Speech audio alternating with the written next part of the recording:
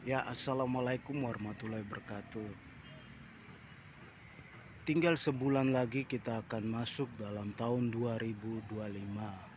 Namun di akhir tahun kita menemukan sebuah kasus yang cukup fenomenal, yaitu Gus Miftah. Gus Miftah bagaimana dia menarasikan tukang es dengan kata goblok. Akhirnya itu jadi viral dan banyak orang merespon. Orang yang respon sih banyak melihat sisi politik, karena Gus Miftah dekat dengan Pak Jokowi, dengan Pak Prabowo, dan kita juga baru selesai pemilihan umum. Kelompok sebelah yang satu anggap Pilpres tahun 2024 itu curang. Itu narasi itu mereka masih bawa di publik. Kalau kelompok yang satu ya udah, kalau kita udah pilih kamu ya udah, kamu bisa jalan amanah ya kita ikutin.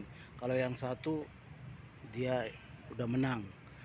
Jadi ada tiga kelompok cara berpikir ini yang dibawa, sehingga mempengaruhi di mana mereka melihat kasus Gus Miftah itu dari sisi tadi. Saya bilang Gus Miftah dekat dengan Pak Jokowi, dengan Pak Prabowo. Jadi itu sangat mempengaruhi dalam alam bawah sadar manusia Indonesia, khususnya yang di media sosial, yang bermain media sosial, dan wartawan.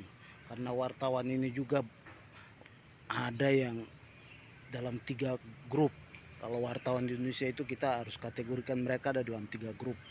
Satu yang ada di kalah, satu yang ada di menang, satu ya dia membangun pengetahuan dia. Jadi mereka bermain narasi seperti itu di nasional, sehingga Gus Miftah ini momentum. Kalau ibarat saya itu sebuah pintu rumah Ensel ada dua. Ensel yang satu dilihat mulai berkarat, mulai kurang bagus. Bagaimana digedor supaya pintunya bisa bunyi, bisa rusak langsung. Tapi ya itulah, situasi seperti itu di nalar berpikir kita, sehingga akhirnya Gus Miftah harus mengundurkan diri dari staf presiden bidang keagamaan di Kabinet Merah Putih. Tapi kalau kita mau jujur, ngapain Gus Miftah mundur? Tapi karena tekanan publik, mungkin juga di sisi Pak Prabowo-nya yang mungkin harus dihindari dulu.